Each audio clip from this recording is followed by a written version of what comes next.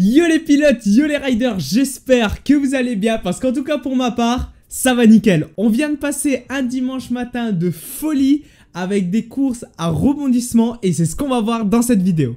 Bienvenue aujourd'hui pour le Recap SX numéro 3, cette fois-ci dans le stadium de San Diego. Au programme, le résumé des finales 250 et des finales 450. Avant de commencer la vidéo, je t'invite d'ores et déjà à lâcher un petit like, à la commenter, à la partager et à t'abonner si ce n'est pas encore fait. On commence tout de suite avec la catégorie 250.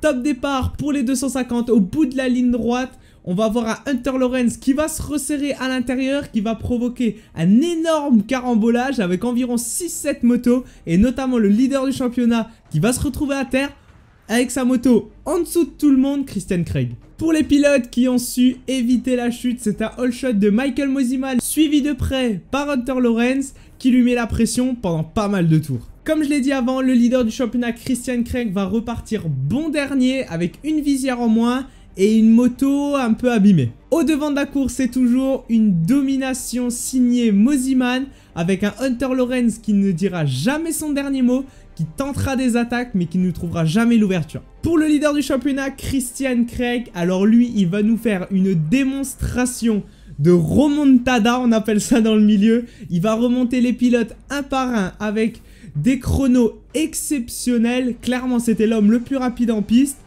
Même les commentateurs étaient tellement choqués de sa performance, c'était vraiment une vraie course de champion. Vers la fin de course, Hunter Lawrence qui s'impatiente derrière Mosiman va tenter une attaque un peu qui sort de nulle part à la fin des hoops et va malheureusement chuter. Bon, ça sera une petite chute, il va juste perdre l'avant et va vite repartir et n'aura perdu aucune place. Au terme de cette finale, c'est une victoire signée Mosiman qui a mené du premier virage jusqu'au drapeau à damier. Deuxième place pour Lawrence qui était un peu déçu à la fin.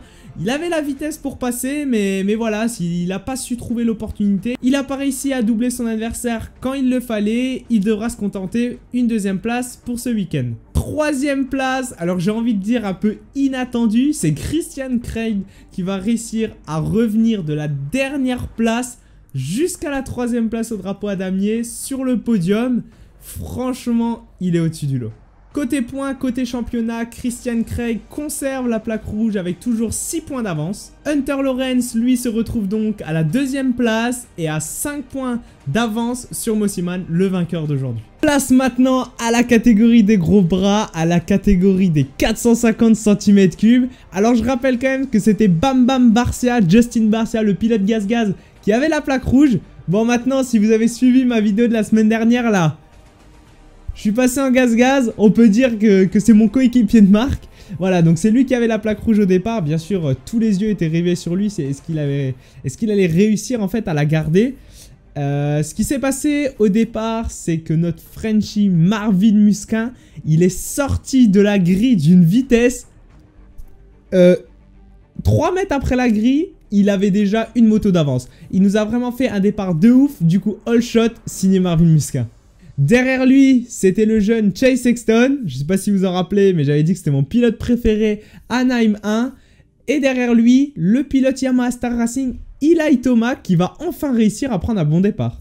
Aux avant-postes, bien sûr, la pression est là. Chase Sexton tente des attaques sur Marvin Musquin. Dans le troisième tour, il trouvera l'ouverture sur le français en lui faisant un petit bloc pass, mais il est quand même allé le chercher. Hein. Un petit bloc pass, un petit peu appuyé, bien propre. Franchement, magnifique action.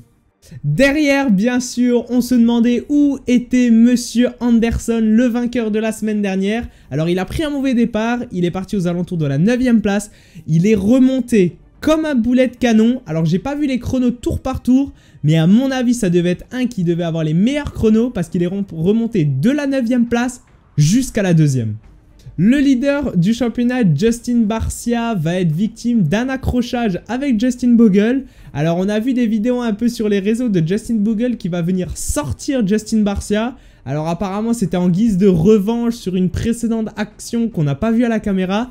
Mais en tout cas, malheureusement, le pilote gaz-gaz va être à terre et va devoir se contenter d'une 8e place. Vitesse impressionnante d'Anderson dans les hoops qui va déposer Thomas, déposer Webb. Tous ces dépassements franchement sur le terrain se réalisaient dans les hoops. C'est vrai que les hoops ils étaient vachement compliqués.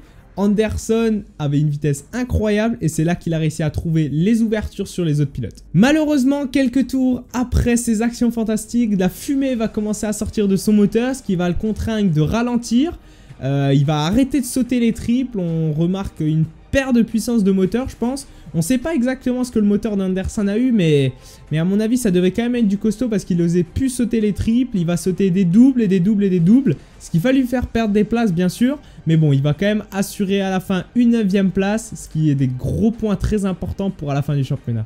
À ce moment-là, dans la course, les caméras vont être braquées sur l'autre Français présent qui était un peu en dehors des caméras depuis le début de la finale. C'est Dylan Ferrandis. Énorme course du pilote français qui est parti pareil aux alentours de la 7-8e place, qui est remonté, qui a profité des opportunités et à la fin qui nous a montré un pilotage exceptionnel pour monter sur son premier podium.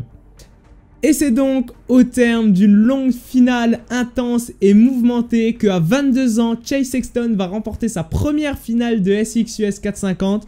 Alors quand il a passé le drapeau à damier, il était content, il a lâché la moto, il était comme un fou et franchement ça fait plaisir. Le grand Eli Tomac montera sur la seconde marche du podium et 3e place pour notre français Dylan Ferrandis et ça fait plaisir. Au championnat donc, tout est de nouveau complètement chamboulé parce que Barcia perd la plaque rouge. C'est Tomac sur la Yamaha qui récupère la plaque rouge avec 59 points et juste derrière lui à la 2e place c'est Chase Sexton avec 58 points et à la 3e place Cooper Webb aussi avec 58 points. Ce championnat est un championnat de dingue, tout le monde peut gagner, les 10 premiers sont susceptibles de gagner tous les week-ends et c'est ce qui le rend formidable. Voilà, j'en ai fini pour le recap numéro 3 de l'épreuve de San Diego. J'espère en tout cas que ce mini recap t'a plu. Si c'est le cas, n'hésite pas à liker la vidéo, la commenter, la partager et à t'abonner en activant la cloche des notifications pour être alerté lors de mes prochaines vidéos. Je sors une vidéo de mes premiers tours de roue avec ma GasGad ce mercredi à 12h30, donc je t'attends au rendez-vous. En attendant, c'était MR Motocross, faites-vous plaisir, mettez du gaz, mais faites toujours attention à vous. Ciao!